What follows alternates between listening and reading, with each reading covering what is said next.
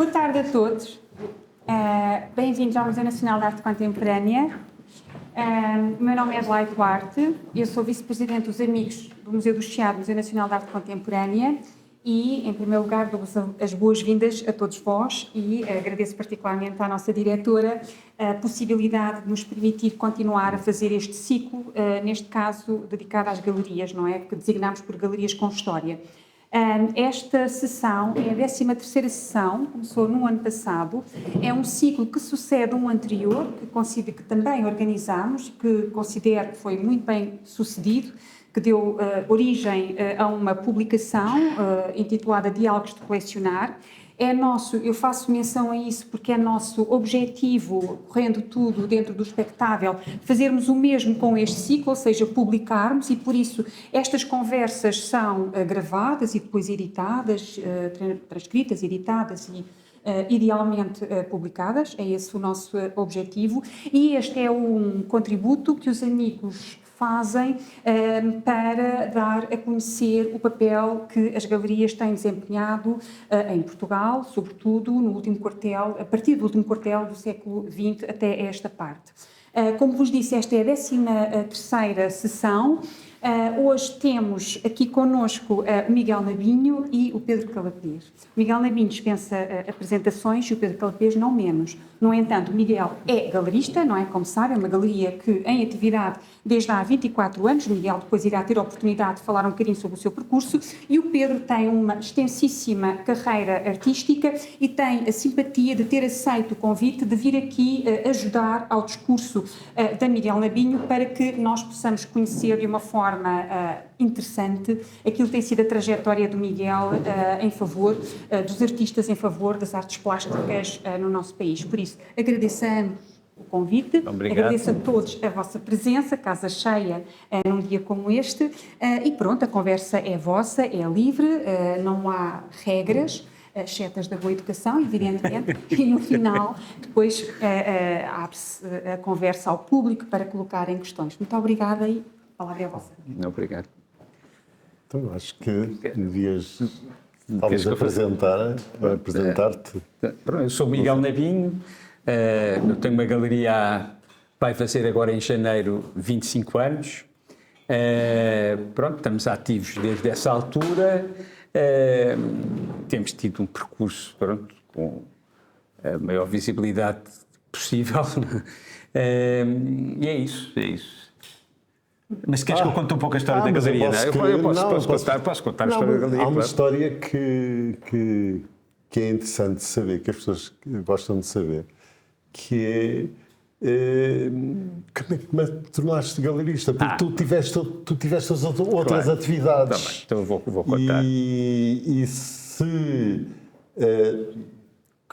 esse bichinho não surgiu na sequência de, pronto, estou a fazer uma atividade e agora vou fazer outra, ou já quando fazias essas atividades como é que começou o teu interesse pelas artes plásticas? Porque se parte do princípio que os melhores galeristas são pessoas que estão interessadas no mundo da arte, porque claro, temos galeristas que realmente não estão interessados. Também acho eu, não é para nomear, mas é uma opinião que tenho. E talvez falasse um bocadinho sobre isso. Então, está tudo bem. Pronto, é assim, eu sou formado em gestão, portanto eu não venho... Um bocadinho isso. Aqui à frente ouve-se bem. Ouve-se bem? Aí atrás ouve-se bem? Sim. Mas puxa lá o microfone. Está ligado, não está? Não, está desligado. Está desligado. Se não se ouvirem atrás, digam.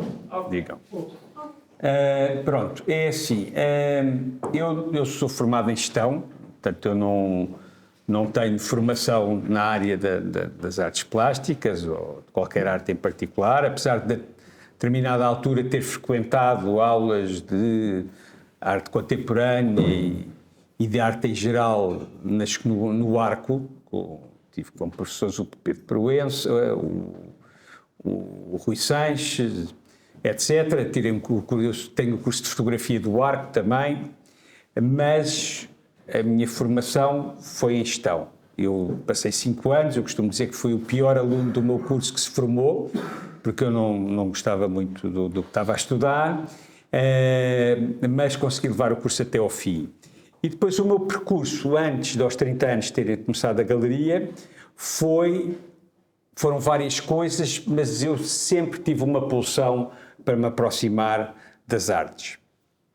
Eu, quando era miúdo, lia, ia muito cinema e aproveitei muito ter sido muito mau aluno na Católica para ir para a Cinemateca, para ir a apresentações de livros e ver teatro, ver exposições. Tenho um grande amigo que é o António Pop, que é meu amigo desde miúdo, que se tornou artista plástico e que também me fez aproximar das artes plásticas, por duas vias.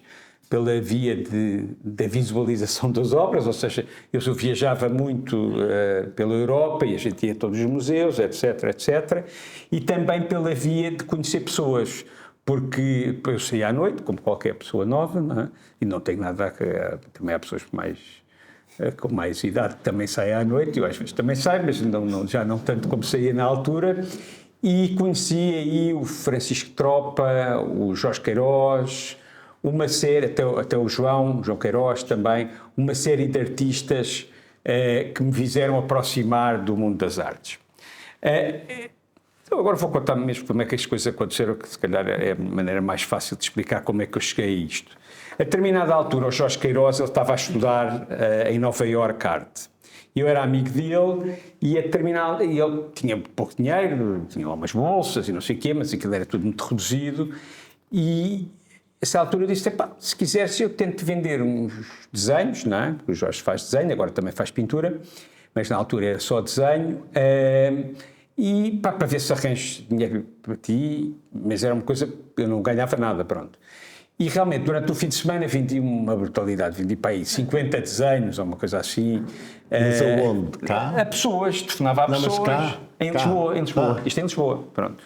Telefonava a pessoas que conhecia, e depois eu lembro que acho que os desenhos custavam 30 contos e 50 contos, ou 50 contos e 70 contos, já não me lembro o que era. Na altura eram baratos, e eu vendi uma pasada de desenhos durante um fim de semana.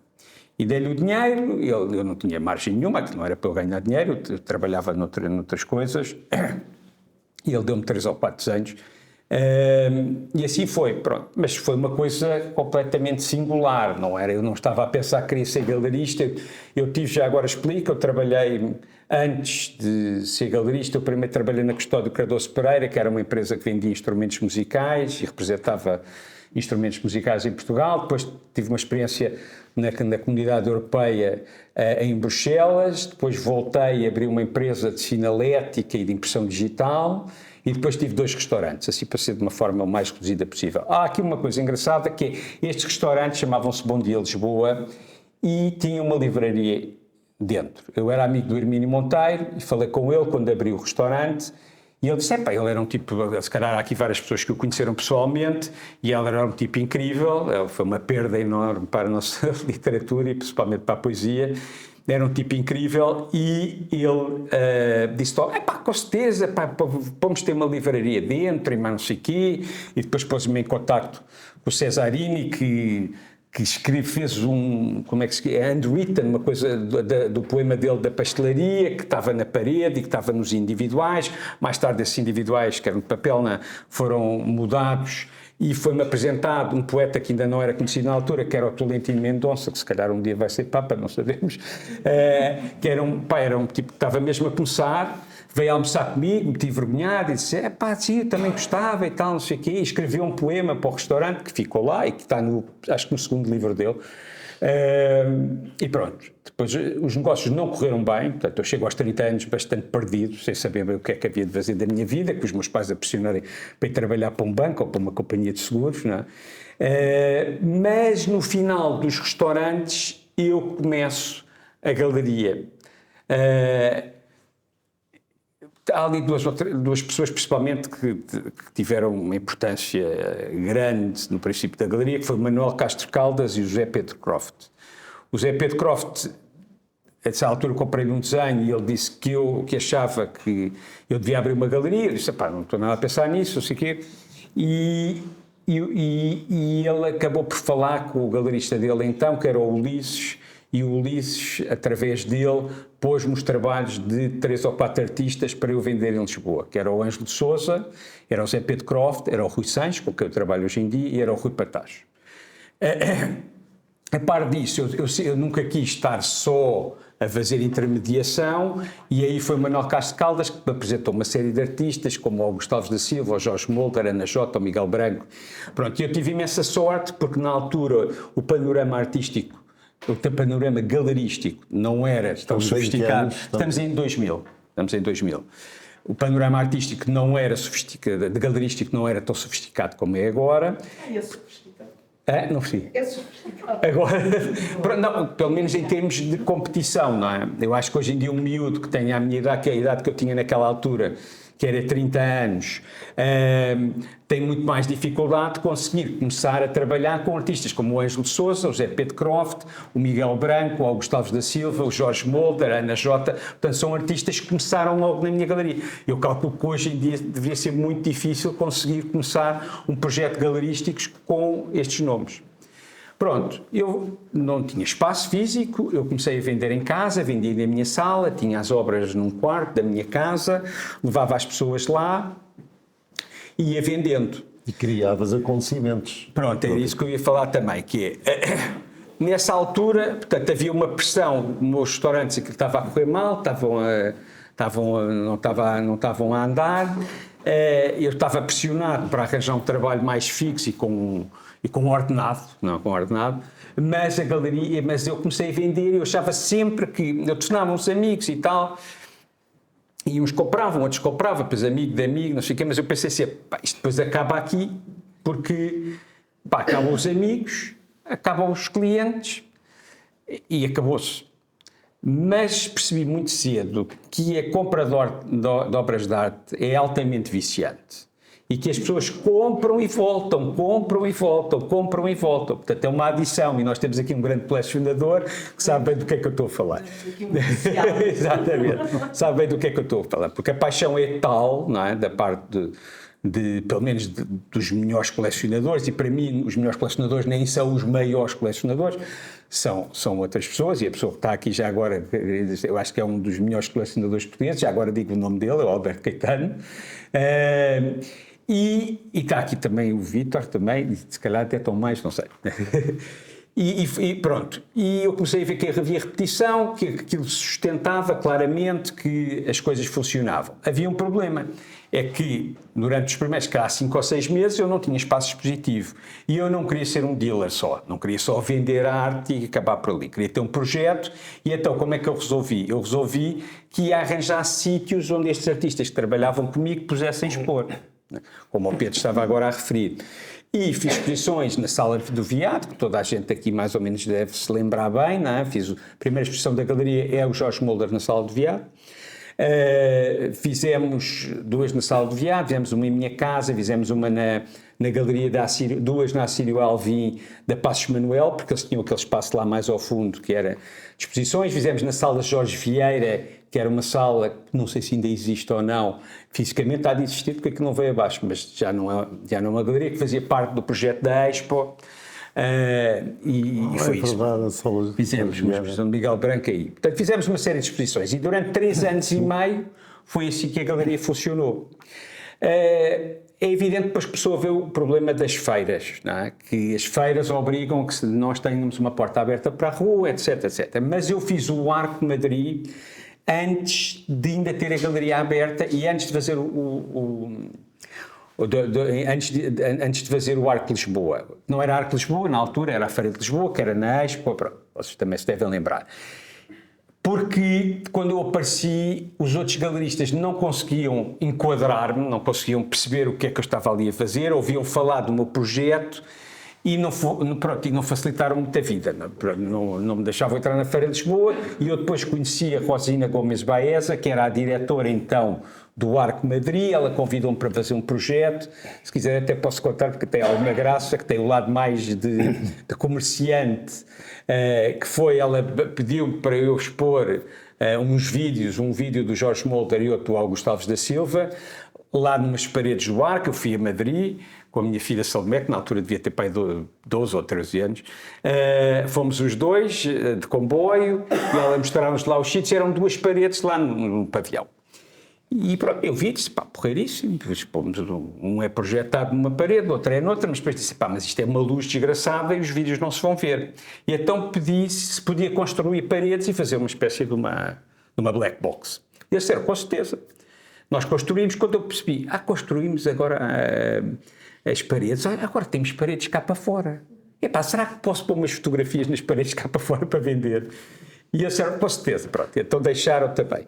E nós lá fomos fazer o Arco e houve 2 situações caricatas, mas que podem ser minimamente engraçadas, que é, eu acabei por levar umas obras que tinha debaixo de um pano preto e que ia mostrando e que ia vendendo, e a par disso, entretanto havia uma galeria de Los Angeles que tinha umas gravuras muito bonitas da Louise Bourgeois, e eu fui lá, falei com eles eram uns tipos muito, muito simpáticos, e que era a Mixogravura, já não me lembro agora exatamente o nome, pronto, e tinha uma série de 5 gravuras grandes da Louise Bourgeois, e eu comprei-lhes as 5 gravuras logo nos primeiros 2 dias do Arco. O meu pai trouxe o dinheiro para eu pagar e não sei o quê, foi porque também a Madrid para me entregar e não sei o quê, e eu depois vendi as gravuras durante o próprio Arco. Eu ia lá e vinham os clientes e eu dizia assim, as gravuras, adorei as gravuras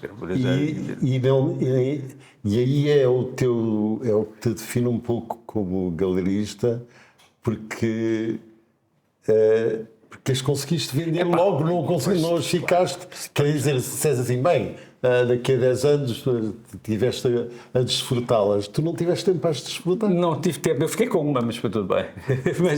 Fiquei com uma, mas isso é lá para ali, que é uma pessoa que está apaixonada por uma obra de arte, ou que gosta muito de uma obra de arte, é evidente, tem muito mais capacidade persuasiva do que uma pessoa que não gosta da obra de arte que tem nas mãos. Não é? Portanto, isso aí não há hipótese. E por muito que a gente seja bons atores e por aí fora, não é? Eu agora até posso saltar aqui e dizer uma coisa que ainda ontem estava a dizer, que é quando os colecionadores... Há uma coisa que eu costumo dizer recorrentemente aos colecionadores, que é, as pessoas vão lá, veem as coisas, eu dou indicações, isto e aquilo. Se as pessoas começam a desconfiar do que eu estou a dizer, e a dizer, epá, este gajo está-me a enganar, está-me a querer impingir para isto, mas o que é bom é aquilo, e pá, as confusões malucas, eu digo sempre a mesma coisa, que é assim, a primeira vez que eu falo eu digo a verdade, a seguir eu digo o que você quiser. Está certo? Porque, pá, eu tenho que vender, tenho que ganhar dinheiro, tenho que ganhar dinheiro para mim e para os artistas, portanto, e acho que as pessoas percebem bem, porque eu tenho que, mesmo quando as feiras me correm mal, eu digo que me correram mal, quando as feiras correm bem, eu digo que me correram bem, portanto, pá, acho que a política da verdade é quase sempre... o melhor, não é? Porque isto são 25 anos, não é? E as pessoas depois também começam a dizer, mas este gajo... Há uma história muito engraçada no Arco Madrid com 2 galeristas, que eu fiz o Arco Madrid num ano e acabou, e eles disseram-me assim, como está bem, não sei o quê, pronto. E eu depois, no ano a seguir, eu encontrei os mesmos 2 galeristas e perguntei-lhes se tinha corrido bem, e eles disseram uma coisa super engraçada, disseram assim, o ano passado foi uma merda, mas este ano foi brutal. Portanto, fiquei assim um bocado, já não sei bem o que é verdade, o que é mentira. Mas pronto, eu agora vim aqui um bocadinho à frente, vou voltar atrás. Depois a galeria abriu no espaço onde está ainda hoje, em Campo de Ourique, e pronto, e nós começámos o nosso percurso. O nosso percurso tem 2 fases. Começaste outra vez com a exposição do Jorge Mulder. Ok. Mas tínhamos um lote de artistas nessa altura? Tinha, a Ana Jota, temos mesmo... porque eu não estava. Claro, nem tu nem o Pedro estavam, nem a Patrícia estava na galeria na altura, mas comecei com o Jorge Mulder, com a Ana Jota, com o Miguel Branco, eventualmente com o João Queiroz, já não sei se ele foi com o Jorge Queiroz, depois com esses, com o José Pedro Croft, não, porque depois... O Ulisses, não vale a pena agora falar sobre essas coisas, mas houve um desentendimento e o Ulisses retirou-me os artistas com quem eu trabalhava. Portanto, abri com esses, eram mais com certeza, o Rui Patacho, nem me lembro exatamente de todos os artistas, mas disse aqui 5 ou 6, não é? Que eram o Augusto Alves da Silva, uma série de artistas. Pronto, e começámos o nosso percurso na galeria. Nos primeiros 6 anos da galeria, o Luís Silva, que hoje em dia é um curator muito conhecido da Condestal de Lissabon, trabalhou comigo e ajudou-me imenso. Todas as pessoas que trabalharam comigo eu devo imenso, porque as pessoas ajudaram-me imenso, as pessoas que mais me ajudam são os artistas, como é evidente, mas as pessoas que trabalham comigo também são absolutamente determinantes e as ideias não são minimamente só minhas. Muitas das ideias do projeto da galeria é de conversas que eu tenho com as pessoas que trabalham comigo. E isso é fundamental, eu estou sempre a ouvir, não é? Posso concordar, não concordar, é evidente que normalmente a última decisão é minha, mas muitas vezes a minha última decisão é o que me propuseram e não é o que eu penso, ou não é o que eu acreditava, portanto, se as coisas são pertinentes, eu mudo a minha opinião com muita facilidade. Por isso, o Luís esteve durante os primeiros anos, depois teve outra pessoa que foi o Miguel Delgado, depois teve outra pessoa que foi a Ariana, que saiu agora há bem pouco tempo, em maio, que foi a pessoa que teve mais tempo na galeria, que foi super importante, porque ela... Mas voltando atrás... até à crise de 2010, a galeria tem um percurso ascendente, e eu vou dizer a verdade como ele é, não vou estar aqui a dizer tangas, não é? Teve aqui um percurso super ascendente, nós chegámos a fazer a Frieze em Londres, etc, etc, e depois houve uma crise, como toda a gente sabe, que foi terrível, as vendas da galeria desceram 80%, a galeria abanou por todos os lados. E aí eu tenho que agradecer claramente aos artistas todos que estavam comigo, e estão aqui 2, que se chamam os 2 Pedro, um está lá ao fundo, escondido, e o Ataque ao meu lado, que nunca me abandonaram. Nunca me abandonaram. Ana Jota, os artistas, houve artistas que saíram até antes, o João Queiroz saiu antes, o Jorge Mulder saiu antes, o Pedro saiu antes, pronto. Mas durante o meu período mais complicado, ninguém saiu da galeria. E eu, podia ter sido completamente destruído pelas outras galerias. Eu calculo que as outras galerias, como é natural, devem ter tentado entrar em contato com estes artistas e tirar-me os artistas, mas eu não vejo isso como uma coisa terrível, não é? Não queria pôr aqui a dizer, é uma vítima, porque não acho que é uma vítima. Nós não estávamos a fazer bem o nosso trabalho, porque eu, entretanto, abri uma produtora de vídeo. Pois ia referir isso. Não? Claro, abri isso uma produtora... Uma coisa muito importante para alguns artistas, tem assim, mas afinal... Ele é uma coisa ou é outra. O que é que ele vai fazer? Claro, e a certa altura predominava muito... Claro, porque era o sítio onde eu ganhava dinheiro. Claro. Era o sítio onde eu ganhava dinheiro. Portanto, sim, bem, então deixa ver... Claro. Este gajo não está committed à coisa, não está comprometido com a sua atividade como galerista. E é evidente que eu não estava minimamente tão comprometido com a minha atividade como galerista e abri uma produtora de vídeo, não sei o quê. É engraçado que realmente, se Deus existisse, escrevia por linhas tortas, que realmente esta atividade que eu abri, hoje em dia é absolutamente fulcral no sucesso hoje em dia da galeria. E é uma coincidência, eu não abri a produtora, não vou aqui dizer, eu sou um gênio, que abri a produtora porque percebia que isto ia ser o futuro da galeria, que ia ser a coisa que seria definitiva, que seria altamente importante mais tarde. Eu não fazia a menor ideia, eu normalmente, mais uma vez, eu vou normalmente atrás das coisas que gosto, e eu se calhar não tenho a certeza, eu fotografava desde miúdo, já fazia, há muitas entrevistas anteriores do Pedro Calapé, acho que não há, mas do Pedro Cabrita Reis portanto há entrevistas ainda, porque a primeira entrevista que eu fiz deve ter sido há 20 anos à Ana Jota. Era eu e uma câmara com um cabozinho, até é engraçado que essa entrevista, o cabo do microfone está em frente à lente, né? E eu depois, só passado meia hora de estar a entrevistá-lo, é que me apercebo e tiro, portanto, era uma coisa super arcaica, mas havia uma paixão minha por fotografia e vídeo que se mantém. Eu hoje em dia tenho pessoas maravilhosas que estão todas ali atrás a trabalhar comigo e que me deixam sempre descansado.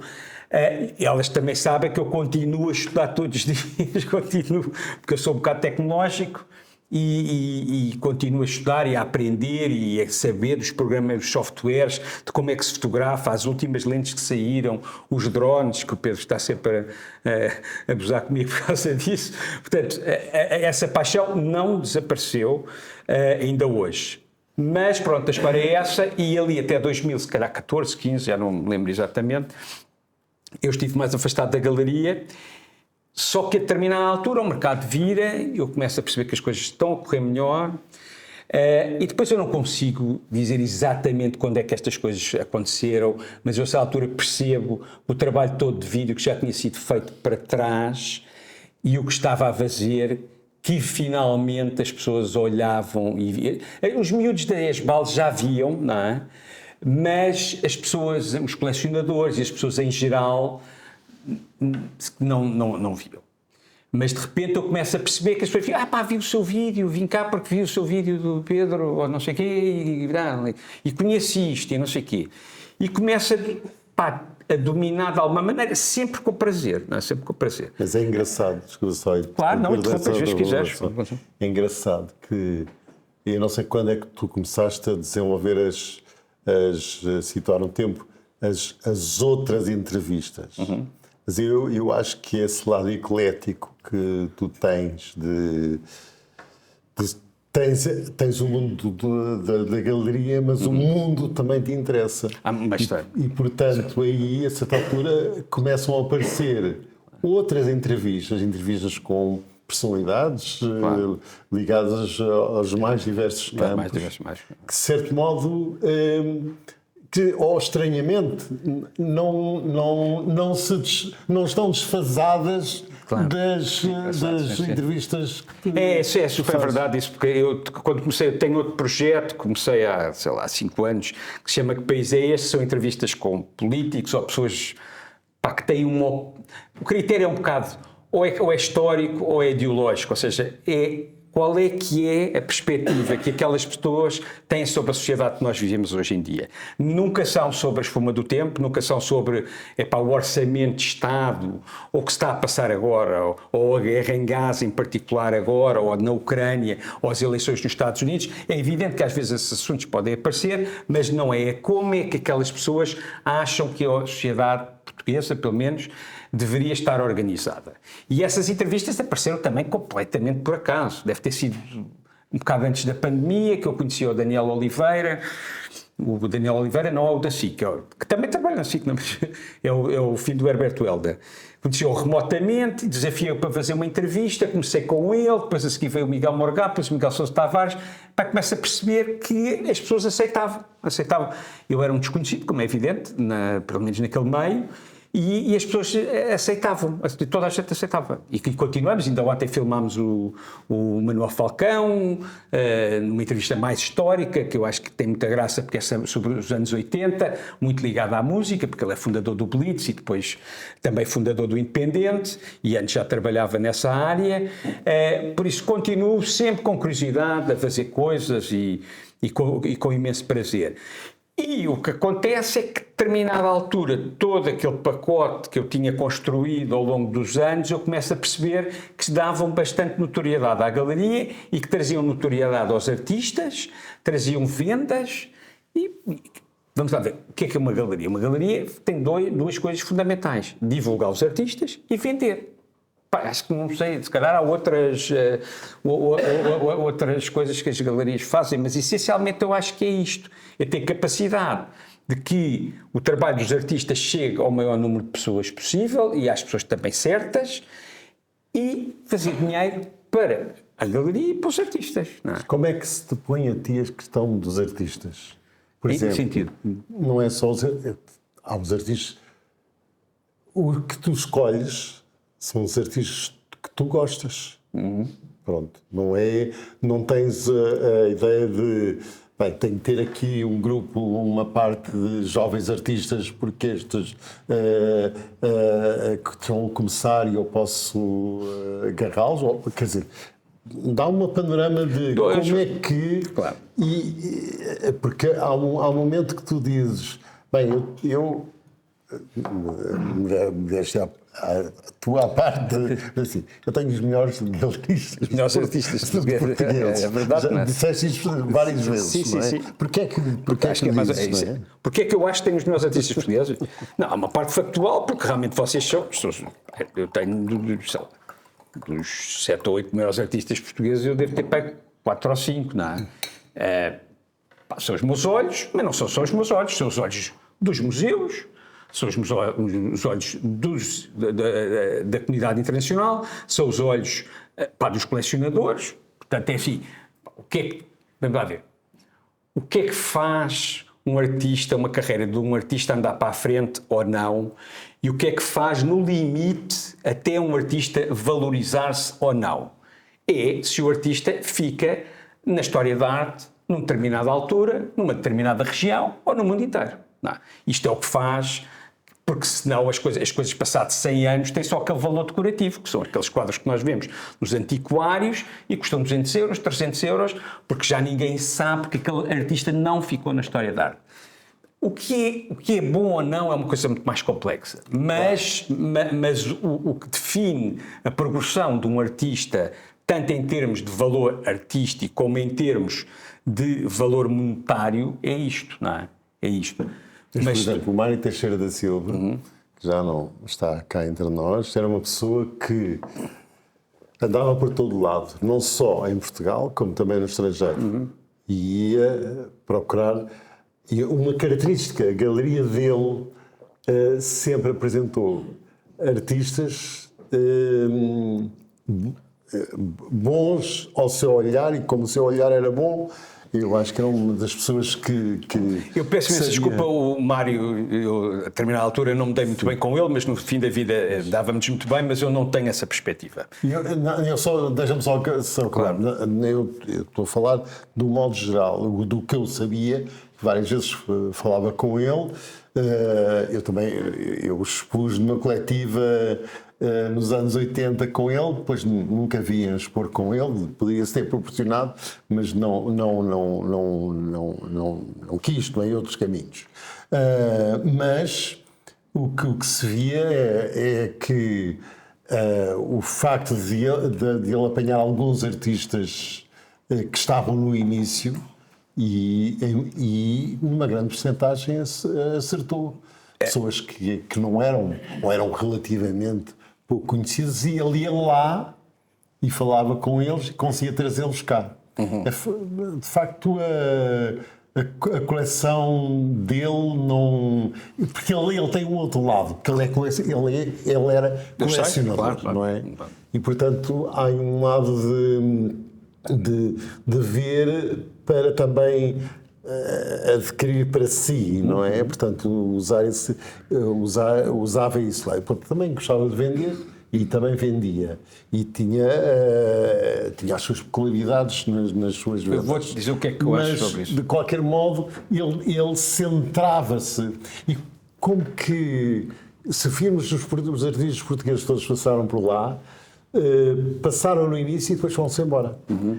E eu acho que ele também não se importava muito com isso, porque ele ia buscar outros novos. Claro. A tua atitude é completamente diferente de aproximação aos artistas, não só porque tens artistas de diferenças etárias bastante grandes, como os princípios da tua escolha serão o que vais dizer. Pronto, há aqui várias perguntas, não é? Primeiro, falando do Mário, o que eu acho, posso estar errado, mas é a minha visão, isso é a minha visão, tenho que dizer, é que o Mário realmente passou por lá.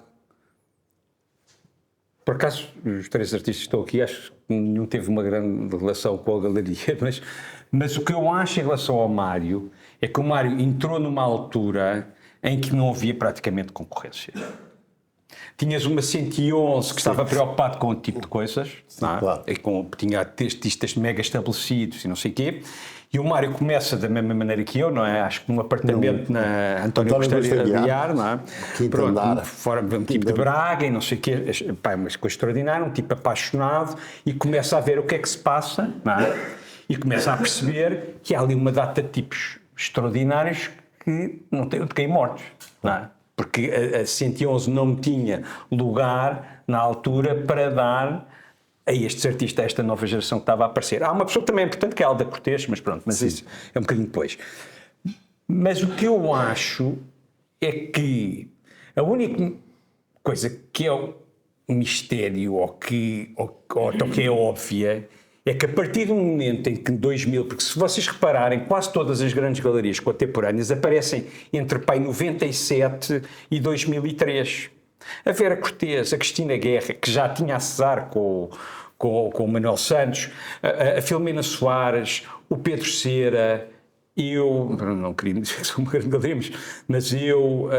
portanto, as galerias têm-se mantido no poder há imensos anos. E eu estou sempre a dizer, está na altura dos jovens virem-nos morder os calcanhares, estás a ver? Se calhar não é fácil, não sei, mas eu acho super saudável que haja tipos novos que me ataquem, que me ponham em questão. No sentido de apresentar um projeto melhor do que o meu, não, eu acho que é fixe, porque senão a gente não está a dar oportunidade aos nossos filhos. Não é? Eu tenho essa... Eu roubei imensos artistas a galerias, quando comecei. Foi assim. O Mário Teixeira de Silva, roubei uma data deles, a Ana Jota, uma data deles. Roubei uma série de tipo, porque não havia outra maneira, não é? Isto, estamos no mercado livre, até depois podemos falar sobre aquela coisa da relação dos artistas com os galeristas, e nisso eu sou um tipo liberal. Eu acho que tem que ser pago pelo meu trabalho, e pelo trabalho bem feito. E não devo ter um status quo que adquiri e que depois vive desse status quo não fazendo um boi. Por isso, é evidente que eu não quero ser destruído, mas eu acho que é a ordem natural das coisas. Com os artistas é a mesma coisa, com vocês é a mesma coisa, não é? Aparecerem novas gerações, gajos com projetos diferentes, a dizerem coisas diferentes, a dizerem coisas que vão criticar o que a geração mais velha disse, não é? Que são, na história da arte, então nos últimos 100 anos foi sempre assim, não é? Os ismos, era sempre um ismo que vinha contra o ismo anterior, não é? Sim, eu contra no seguimento. O seguimento, na América, aquilo foi tenso, sim. não é? O expressionismo abstrato, depois o minimalismo, sim, a arte conceptual, claro. Não sei, aquilo com os críticos a falarem, não é? E com textos. Sim, coisa que com grande contundência entre artistas também. Claro. Mas pronto, só sumarizando, portanto, eu acho que o Mário fez isso, mas quando aparecem as galerias por volta de 2000, o Mário perdeu o edge, não é? Porque se vocês repararem, desde essa altura até agora, vão ter alguma dificuldade em descobrir artistas que passaram pela Módulo que tenham progredido ou que tenham se afirmado. É mesmo muito complicado. Eu já fiz esta análise. É mesmo muito complicado. Porque acho que o Mário, todos nós envelhecemos e não sei o quê, e ele estava muito preso a uma ideia de que eu agarro nos artistas novos, trabalho durante 5 ou 6 anos, vendo imenso, barato, e tenho aqui para os clientes, não é? Estão a ver? Compraram Gaetan, compraram Jorge Molda, compraram Mana Jota, compraram Casqueiro, tudo artistas que trabalham com o Mário. E agora eles são brutais. E já nem estão comigo, portanto agora o que vocês devem comprar são os que eu tenho agora. Mas acho que ele de alguma maneira perdeu o edge. E eu acho que perdeu, ou se calhar ele nunca teve, porque eu acho que, e aí falo de mim, não é? É muito difícil olhar para um trabalho de um jovem artista e perceber para onde é que aquilo vai, porque felizmente nem eles próprios sabem. Porque se soubesse é porque naturalmente estavam a fazer qualquer coisa que se calhar não era muito interessante. Mais velho agora, porque também ia falar sobre isso. Tu estavas, pronto. Por isso, eu acho que isso é muito difícil. Nós arriscamos. O Léo Castelli dizia que um galerista, muito mais do que saber ver, tem que saber ouvir. Eu não concordo totalmente, mas tem alguma verdade.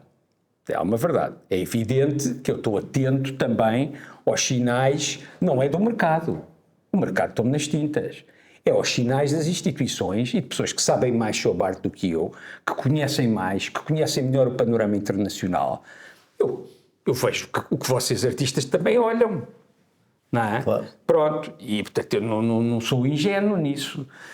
Por isso, acho que é muito difícil para tu perceberes a impotência, o que é que um artista vai ser mesmo, não é? Tu começaste como fotógrafo, não é?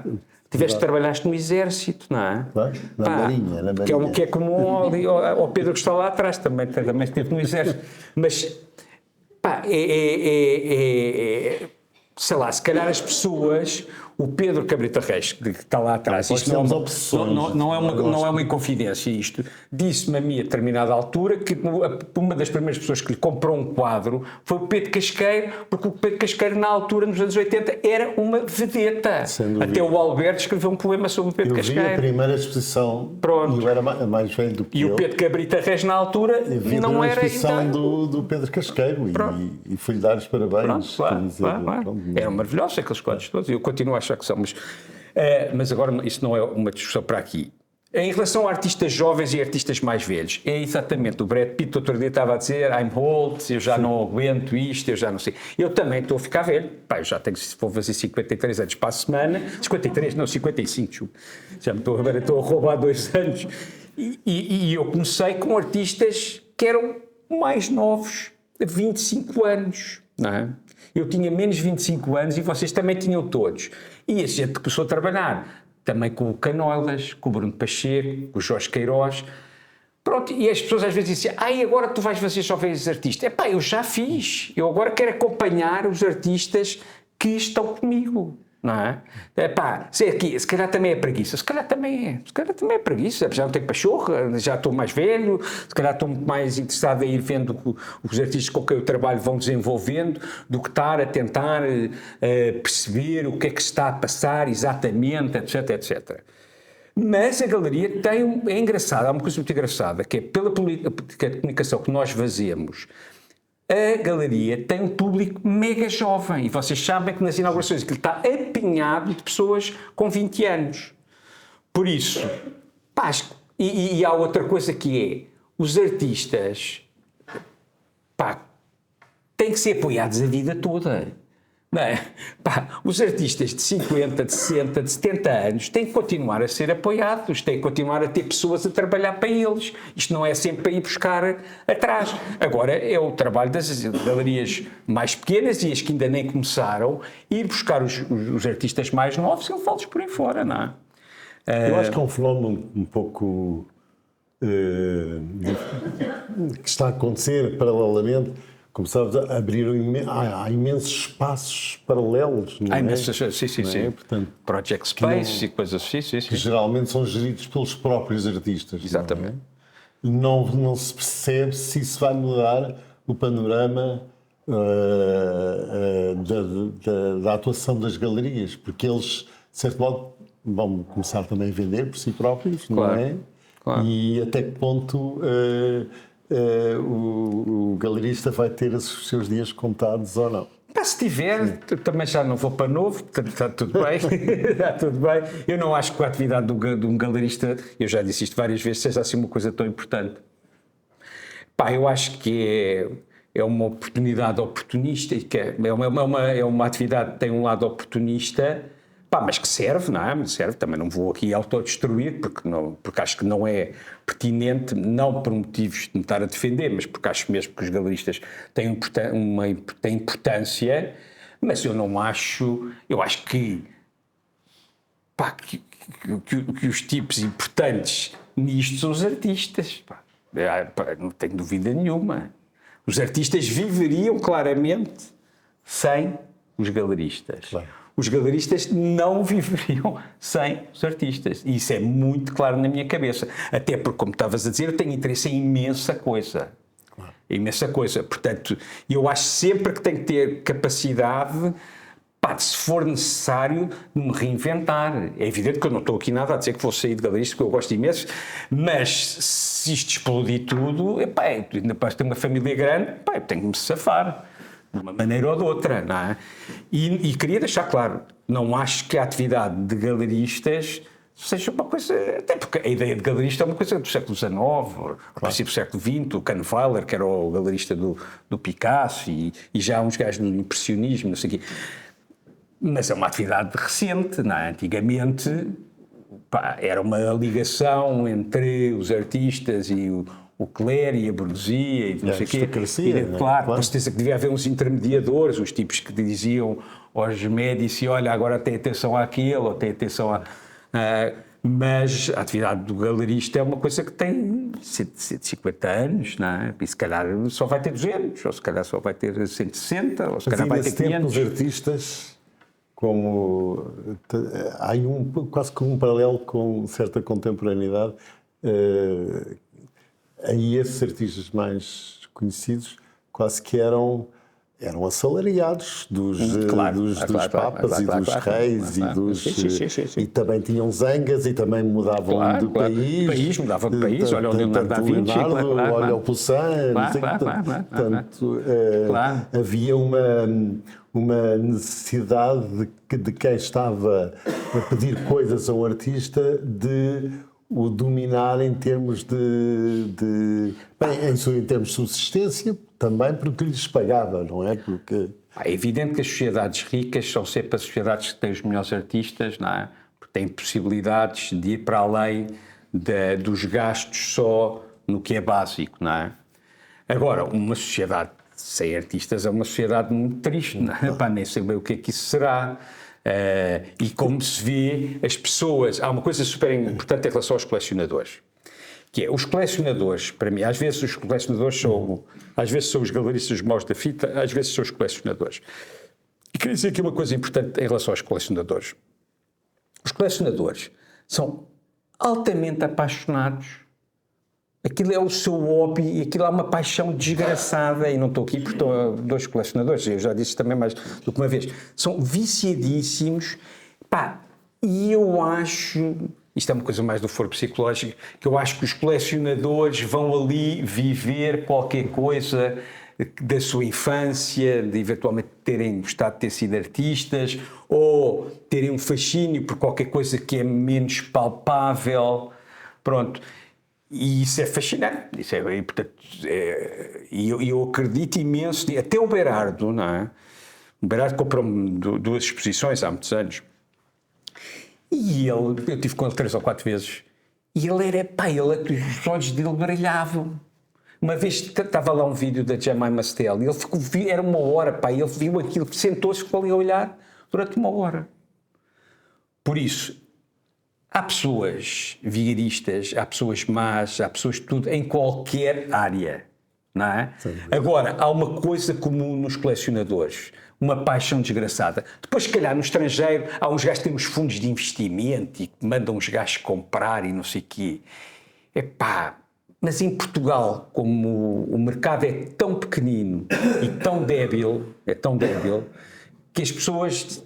não vão ganhar, os colecionadores percebem isso com facilidade, que não vão ganhar milhões com aquilo. Portanto, os que estão ali para ganhar dinheiro retiram-se. Eu às vezes digo às pessoas quando vão à galeria, quando as pessoas dizem, se eu comprar este quadro, isto vai valorizar e tal, não sei o quê, eu disse, esqueça lá isso. Esqueça lá isso, estás a dizer? Esqueça lá isso, porque, se calhar não vai valorizar nada, se calhar você tira o quadro daqui, isto já vai valer muito menos, isto já vai valer muito menos, depois digo é assim, os artistas não andam a fazer estas coisas por só ganhar dinheiro, não andam, não é o propósito de um artista fazer um quadro para o colecionador ganhe dinheiro, se ganhar tanto melhor. Claro. Tanto melhor, mas não é acerca disto. E eu digo estas coisas aos colecionadores e eles não se vão embora. Compram na mesma. Porque senão é uma palhaçada, não é? Houve uma vez um galerista que estava-me a vender um quadro que eu comprei, até eram 3 desenhos, e começa-me a dizer, Miguel, depois isto vai para aqui, não sei o quê, que eu custava, imagina, 8.000 euros os 3 desenhos, vai para aqui, não sei o quê, o gajo já estava a falar de 300 e tal mil euros. Eu disse, sou galerista, estás a brincar comigo, certeza. O wishful thinking a gente pode fazer o que quiser, mas tem calma. Como é evidente, eu tenho lá os quadros, acho que é que não se deve ter valorizado absolutamente nada. Era um artista internacional que ia acontecer isto e aquilo e aquilo outro, não sei o quê. Eu acho que quando se relaxa, se calhar é quando se ganha dinheiro.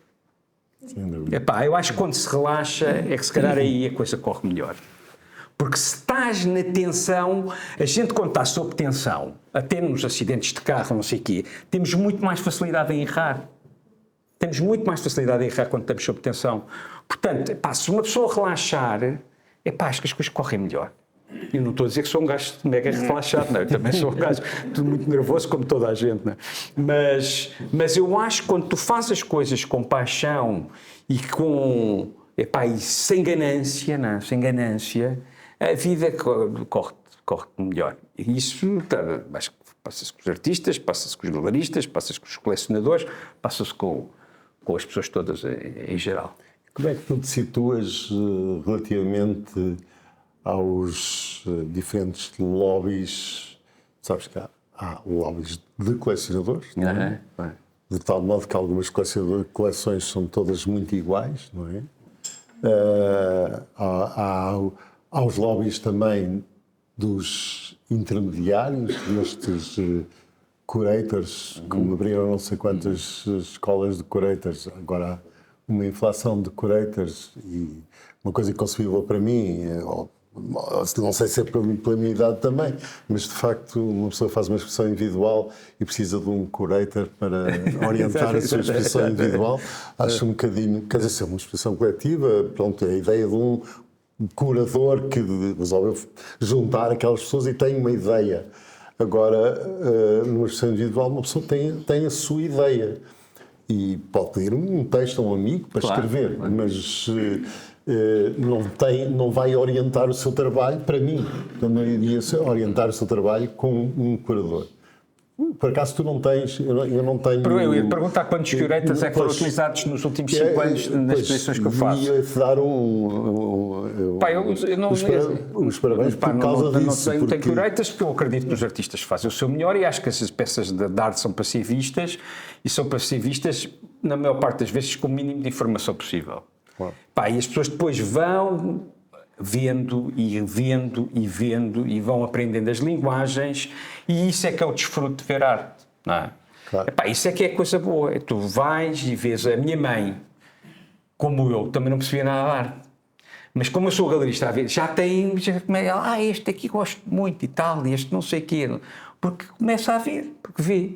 E é no desfrute de se ver, que se consegue cada vez mais desfrute de se ver, não é? Estavas a falar dos lobbies. Sim, como é que tu te situas? Os lobbies é o mais perto e o mais longe de todos os lobbies, estás a ver?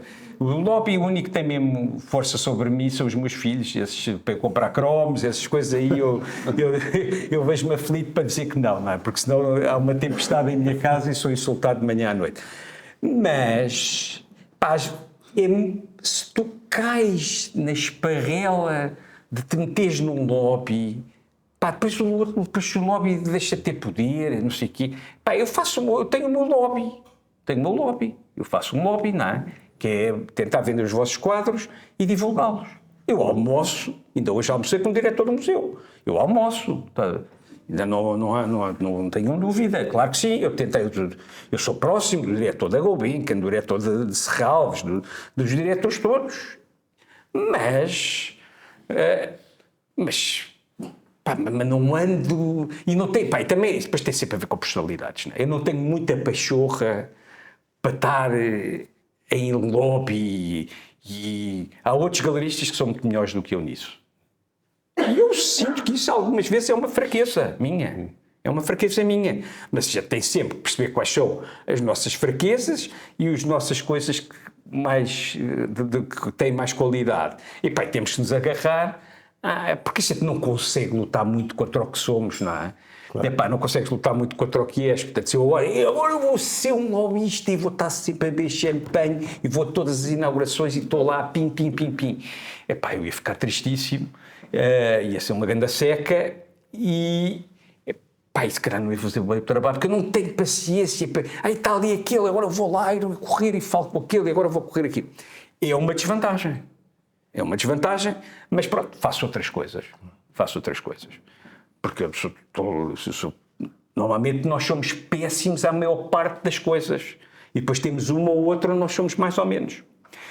Temos que nos agarrar a essas. Mas tu descobriste uma coisa que eu penso que todas as galerias tentam fazer e tu estás num estádio que se calhar terás que vais evoluir, com certeza, porque terá uma evolução qualquer, que foi todo o panorama que desenvolveste no mundo no digital. No mundo digital.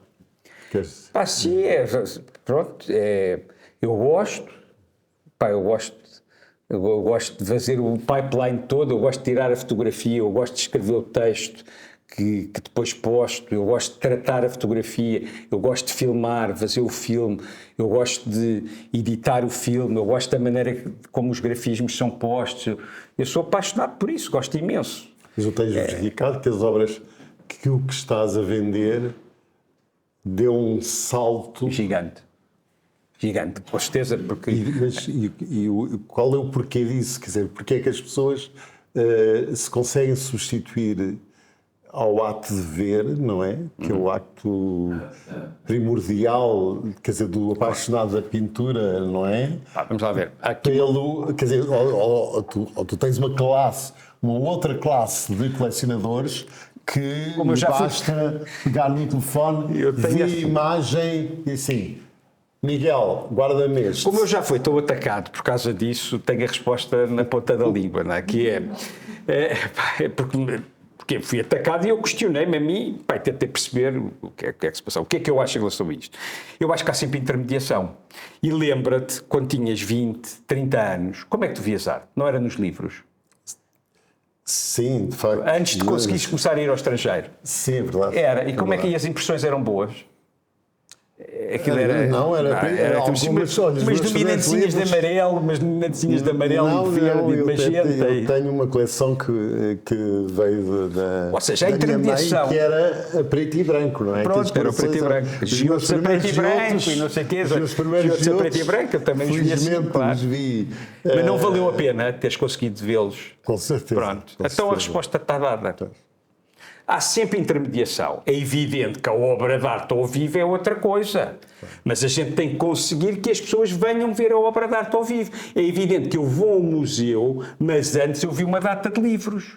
E fiquei curioso e depois fui ver a obra ao vivo. E isso é o que nós tentamos fazer no digital. Porque é evidente que uma imagem aqui neste telemóvel não é a mesma coisa do que a imagem real. Às vezes é péssimo. Às vezes é péssimo. Tem os dois lados. Claro. Por isso, a ideia é catalisar a proximidade. E o que é facto é que as pessoas veem, mas depois querem ir à galeria ver a exposição, ou a obra, ou o que for. Claro. Portanto, a minha perspectiva... Tu não achas que isso esteja a acabar? Não, para já não. É evidente que já há pessoas que já conhecem a obra e às vezes, mas é raro, compram uma obra sem a terem visto ao vivo. Tá? Mas para já não sinto que seja o que se está a passar. Não, as pessoas querem ver nas suas casas, querem ver ao vivo, querem tocar, querem... Acho que não. Acho que continua a haver a necessidade das pessoas verem as obras de arte ao vivo. Claro. Continua a haver essa necessidade. Eu acho que é uma componente importante e acho que há de se constituir ainda mais modos, porque eu também acredito um pouco eu acredito bastante também, sabes, como eu gosto de tecnologia também e acredito nessa artificialidade desde que ela me permita a realidade. Chegar à realidade, claro. No momento em que essa situação não seja coartada, não é? Em que tu te satisfaças, quer dizer, tu não imaginas como alguns filmes de ficção em que o ator principal entra no quarto, liga a luz e sai um ecrã de televisão e depois dá-me uma montanha e não sei o quê, agora dá-me uma coisa. Mas, por exemplo, a ideia de ter vídeos... vive num mundo que não é... Claro. que não tem materialidade. Claro, não é? Claro. E para mim os objetos artísticos têm uma materialidade que se calhar alguns não têm. Alguns não têm, há vídeos. Há vídeos e isso, não é? Mas não deixa de ser para mim mais tão apetecível como os vídeos. Os vídeos é uma grande outra história, não é? Outra história. Já não conseguimos falar dos vídeos aqui, porque há vídeos e há vídeos. É como assim, como há cinema e há cinema, não é? Claro.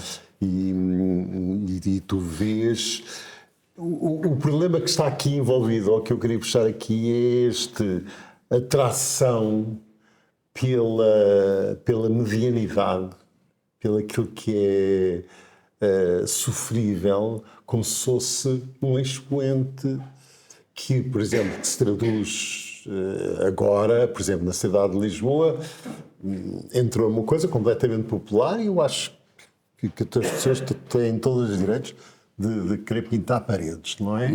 E fazer... Em casa, só tem direito em casa, só em casa.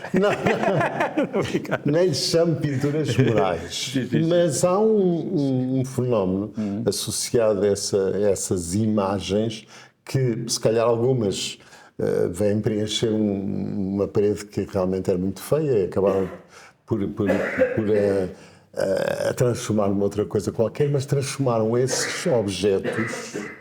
E aqui são coisas materiais, mas que as pessoas viram em fotografias, porque há guias, há roteiros de arte moral, de arte. Não é moral, acho que isso é até.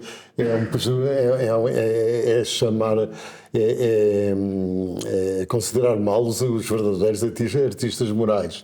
Mas em que qualquer uma imagem que esteja pintada numa parede.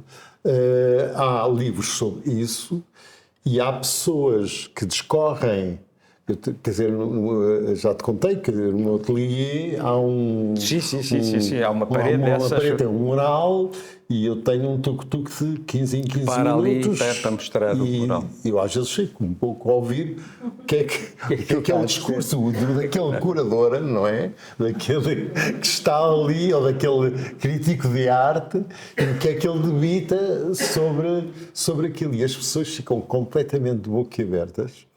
E de certeza que não tiveram um minuto para ir ver um pontormo ao nosso museu, apesar do nosso Museu de Arte Antiga ser um museu pequeno, mas, por exemplo, não estou a dar isso como uma referência clássica, mas podia dizer, ou ir a um museu qualquer ver uma peça, porque lhes dão àquelas peças muito mais valor. E isso é um processo que vem daqui, quer dizer, percebes? E é nesse sentido que... Mas eu acho uma coisa, que é em relação... tu estás a falar não vou dizer nomes, mas estás a falar de artistas concretos, dos murais. Mas nem vou falar discutir... Não, estás a falar dos murais em geral. Pronto. Mas tenho lá uma empena de uma escola que é de uma rapariga que pronto, fez aquela e que os miúdos adoram não sei o quê, e eu não faço ideia. Mas o que é que eu acho? Eu assim acho como há os outros nomes que são conhecidos por motivos diversos, claro. E que, aliás, em que as obras se valorizaram de uma maneira... Claro.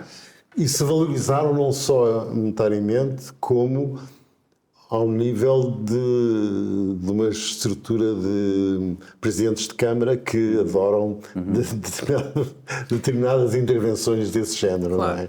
Portanto, há como que... quer dizer, quando tu pensavas... vou tratar um espaço para fazer uma escultura e havia ali como que um olhar especial sobre aquele objeto. Isso deixou de existir. É a má banda desenhada, porque eu gosto de banda desenhada e desenho animado, não é? Mas é como se fosse uma má banda desenhada que é considerada como o objeto. Não é? A arte está ali em pé de igualdade com o resto. Não é? E eu estou a dizer isto não por estarmos a discutir este assunto, claro. Mas por achar que isso é um fenómeno que deriva precisamente deste lado super democrático, de cada um poder de fotografar também, e de fotografar, transformar, e depois aqueles que gostam também de fazer a sua pintura.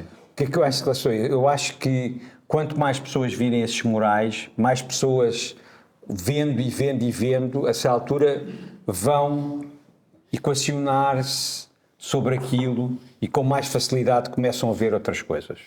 Ou seja, quanto mais tu vires, leres, para não falar de arte, quanto mais tu leres literatura barata, a determinada altura aquilo já não te vai preencher.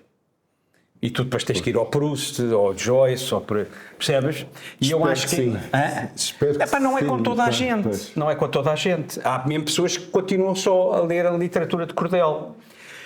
Mas há uma série de... E é olhar para as coleções. Pá, se vocês virem as coleções, pá, de pessoas que a gente conhece, o princípio é terrível.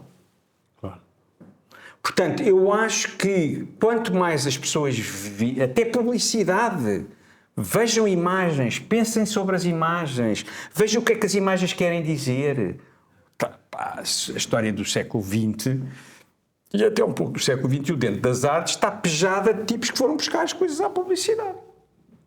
Porque perceberam que havia ali coisas com uma força que se calhar a arte que eles estavam a fazer não tinha. Eles estavam a produzir um deslocamento Está bem. relativamente ao contexto dessa. Sim, mas percebendo que o Ed Ruscher, pensando que o símbolo da Mobile, tinha uma carga nostálgica e isto e aquilo outro, porque se calhar era o símbolo da Mobile que ele tinha visto na terrinha dele nos Estados Unidos. Estou a inventar, num sunset, e que o levava para um sítio de prazer, como no Proust. Portanto, e se calhar ele disse, não, a minha cena é mesmo reproduzir este símbolo de uma marca de gasolina, ou sei lá o que, ou de petróleo, não é?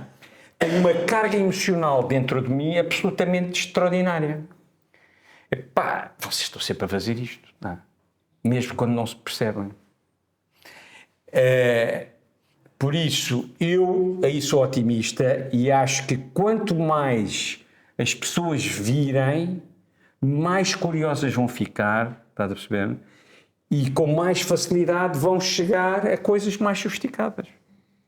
Eu não comecei a ler... o primeiro livro que eu li deve ter sido O Pequeno Lord, ou não sei o que era um livro. Sim, também. Sabes? Pronto, estás a ver? Pronto, aquilo não era uma grande literatura, não é? Devia ter pai 9 a 10 anos. Pronto, e fiz o meu caminho, não é? E depois falas com os teus amigos, mas isto aqui é melhor e tal.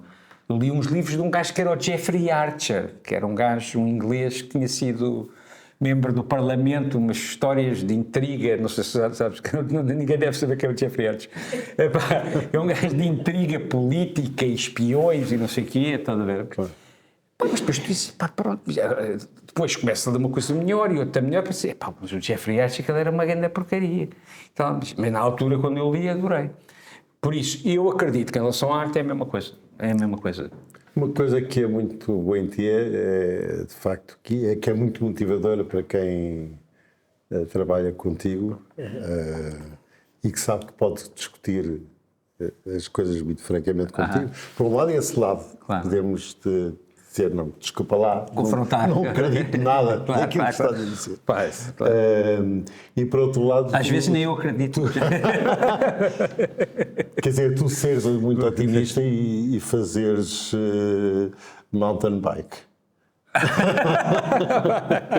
Eu acho que talvez, não sei se vou fazer mais. Não sei se vou fazer mais.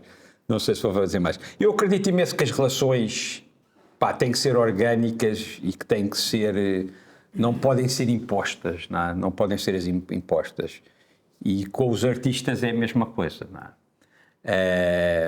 não pode haver uma cartilha que define quase como se fosse uma lei como é que é a relação, em termos até de dinheiro, entre o artista e o galerista. Esse é um assunto que acho que está no momento mesmo para se tratar. Pronto, eu não acho que... os galeristas têm uma tendência para achar que as relações devem estar o mais contratualizadas possível no seu interesse. Todos nós defendemos os nossos interesses, como é evidente, mas eu não tenho essa visão. Eu tenho uma visão de que isto é uma coisa como outra qualquer, que são duas pessoas que se encontram, que até pode haver um cânon do mercado, mas que depois... há um jogo sempre entre o que eu dou e o que o artista dá. Claro. Epá, é assim, não é? E por isso eu não tenho relações absolutamente iguais com todos os artistas. Epá, porque cada relação a tua relação contigo é diferente da relação com a Patrícia, é diferente da relação com a Ana Jota, é diferente da relação com o Pedro, portanto, eu acredito, os galeristas, os que ouvirem isto não vão gostar do que é que eu estou a dizer, mas eu acho que os galeristas são empregados dos artistas, não é? E estão a fazer um trabalho e são pagos para isso, não é? Pronto. Os galeristas não gostam nada de ouvir esta parte, mas eu acho que é o que conta, que é a realidade. E depois, como o contrato e como a relação aparece e depois se desenvolve, depende do que o artista está a oferecer e do que o galerista está a oferecer. Isto não é a União Soviética, não é? São planos, não quero quinquenais, ou como é que se chamava, em que um gajo diz assim, a regra é esta e está tudo acabado, e tem que ser assim. Não, a regra é que os dois senhores, o artista e o galerista, estabelecem numa determinada altura, no tempo. Não é? Os galeristas têm que tentar ao máximo fazer o seu melhor trabalho para que tenham as melhores condições possível para os artistas. Tu dás a ideia que, portanto, tens uma galeria que é um organismo, não é? É uma coisa que depende de várias pessoas, das pessoas que estão das pessoas que trabalham comigo, que trabalham contigo, dos que também trabalham contigo como colaboradores, claro. de te proporem objetos para tu venderes.